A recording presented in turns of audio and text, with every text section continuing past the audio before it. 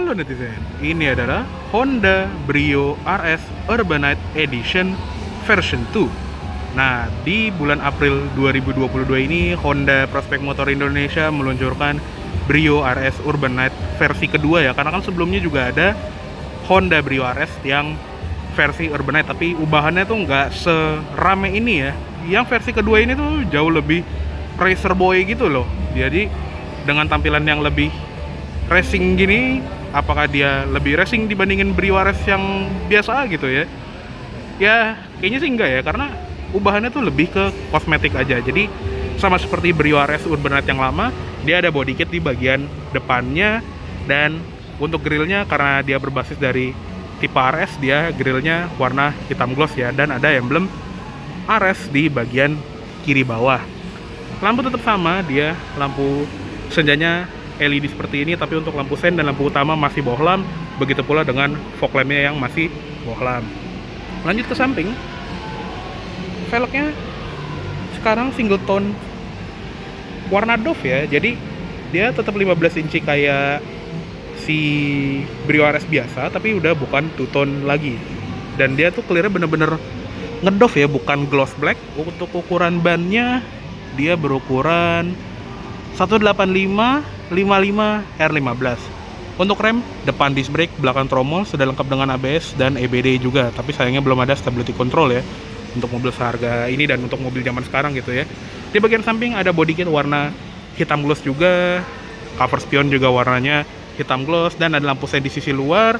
Ada blacked out roof juga, jadi atapnya itu warna hitam, dan blacked out door handle depan belakang. Dan ini dia ubahan yang paling ngejreng ya, bagian belakangnya. Dia ada roof spoiler yang gede banget, jauh lebih gede dibandingin Brio RS standar. Dan ini tuh mirip seperti spoilernya Civic Type R gitu ya. Jadi ada three piece, ada tiangnya, ada bagian sayapnya, dan ada bagian samping yang ini. Wow, ngejreng sekali, bener-bener kayak, oh ya gue kenceng nih gitu. Padahal ya mesinnya tetap sama gitu ya. Dan bentuk lampu rem atasnya tuh kayak si Brio Satya malah ya, jadi bukan ngambil dari spoiler belakangnya Brio RS, tapi emang nggak lucu sih, ada spoiler di atas spoiler kan melawak. Di bagian atas antenanya tetap short pole, lampu tetap sama, dia masih full bohlam untuk lampu senja, lampu rem, lampu sen, dan lampu mundur. Dan sekarang untuk Brio RS yang Urbanite, dia ada emblem sendiri ya di bagian bawah, logo RS-nya, dan di sebelah kiri tetap ada logo Brio. Di bagian kaca ada wiper tapi nggak ada defogger, dan di bagian bawah juga ada body kit lagi yang terinspirasi dari Honda Small RS konsep yang ada bentuk knalpot palsunya gitu ya. Dan di bagian tengah juga ada aksen diffuser yang lagi-lagi tidak menambah performa. Ada sensor parkir juga warna body, dan untuk bukan pintu bagasi sudah elektrik. Untuk bagasi tetap sama, nggak berubah. Di bagian bawah juga ada tempat ban serep yang sayangnya velg kaleng, dan nggak ada lampu bagasi juga. Untuk pelipatan joki juga dia nggak bisa split folding ya, jadi untuk melipatnya itu harus tarik tuas yang di sebelah kanan dan sebelah kiri ini, dan dia akan langsung tumble semua. Oke, yuk langsung kita tutup aja. Oke, sekarang kita lihat ke ruang mesinnya dari Honda Brio RS Urbanite ini. Nah, sayangnya dia masih memiliki mesin yang sama seperti Honda Brio yang biasa ya, yaitu mesin 1200 cc, 4 silinder naturally aspirated dengan kode L12, dan tenaga juga tetap sama, 90 PS dengan torsi 110 Nm. Transmisi tetap sama, manual 5 percepatan atau otomatis CVT ke roda depan. Jadi andaikan dia pakai mesin 1300 cc dari Brio Thailand dulu ya, ini kayaknya lebih gokil lagi, karena sebetulnya Honda bisa bikin trim paling atas dengan mesin yang beda. Karena sebagai contoh, mobil itu sekarang punya dua pilihan mesin untuk tipe bawah dan tipe atas. Harusnya Brio RS sih bisa ya nambahin mesin yang 1300 di tipe Urbanite ini. Tapi ya udah. Sekarang kita lihat ke interiornya, karena interiornya ini nggak ada ubahan sama sekali dibandingin tipe RS biasa ya. Jadi ini lebih ke apa ya, mungkin bisa dibilang ini lebih ke saran gua untuk Brio RS selanjutnya gitu ya. Jadi untuk jok pengemudi dan penumpang depan, karena yang versi RS dia punya head restraint yang terpisah seperti ini, tapi dia belum ada head adjuster. Bisa nih ditambahin di versi selanjutnya. Jadi ini cuma ada recline dan sliding aja, dan jadinya kurang ergonomis ya buat orang yang badannya di bawah 160 cm lah. Dan kalau kita tutup, nah seperti ini interior dari Brio RS Urbanite ya. Jadi nggak ada yang gimana banget gitu di bagian interior. Setirnya belum dilapis kulit, dan pengaturannya juga cuman tilt aja, nggak bisa teleskopik. Nah ini juga bisa nih diimprove di versi selanjutnya.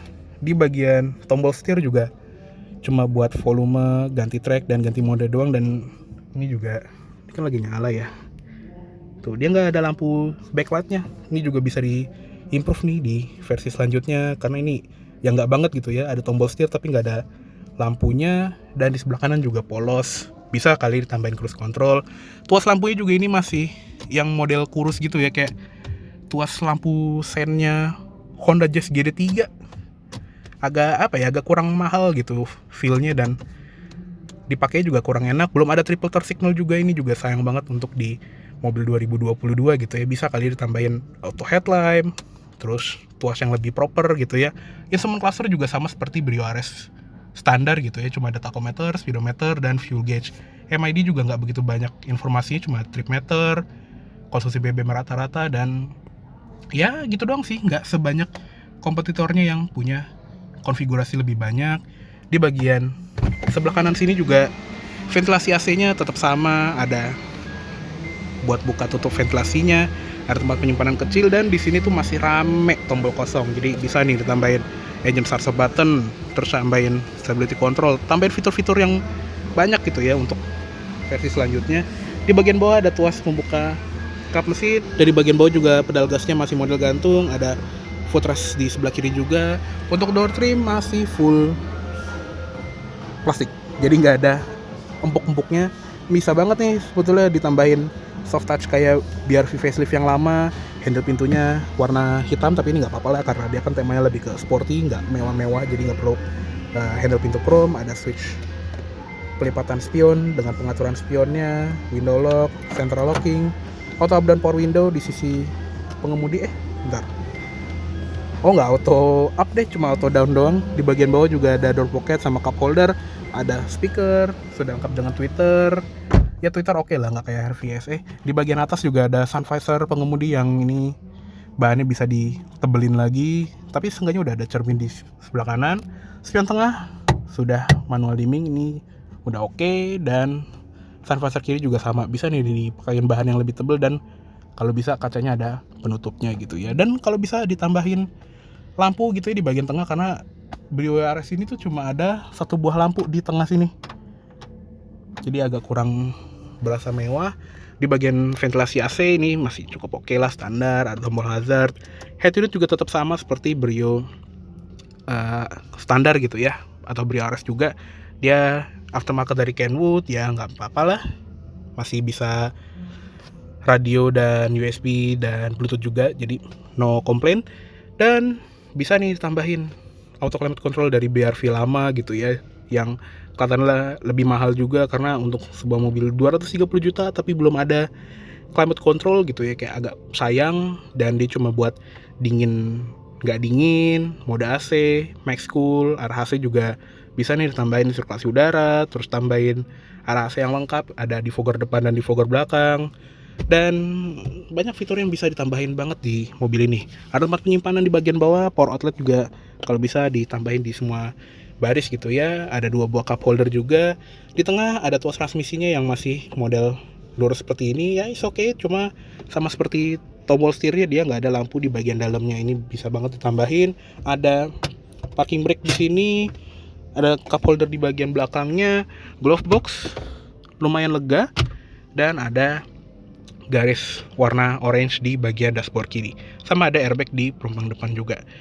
Ya kayak cukup segitu aja untuk di bagian interior depan dari Brio RS Urbanite version 2 ini. Yuk sekarang kita lihat ke kabin belakang. Oke, sekarang kita lihat ke kabin belakangnya dari Honda Brio RS Urbanite ini. Nah untuk di kabin belakang juga nggak begitu gimana banget ya, sama aja kayak Brio biasa.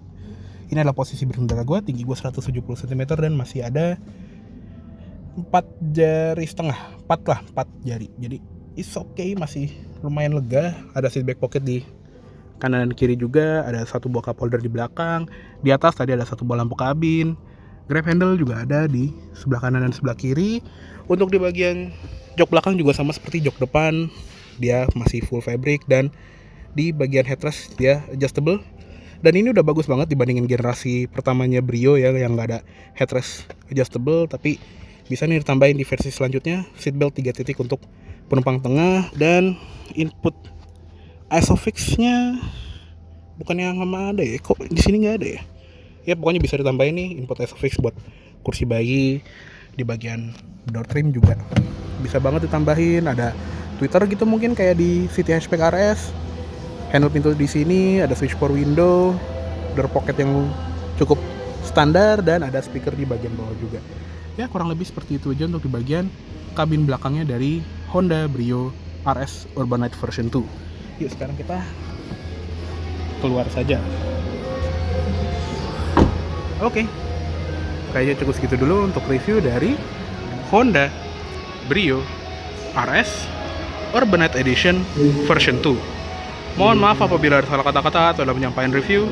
Terima kasih banyak telah menonton. Sampai jumpa di video selanjutnya.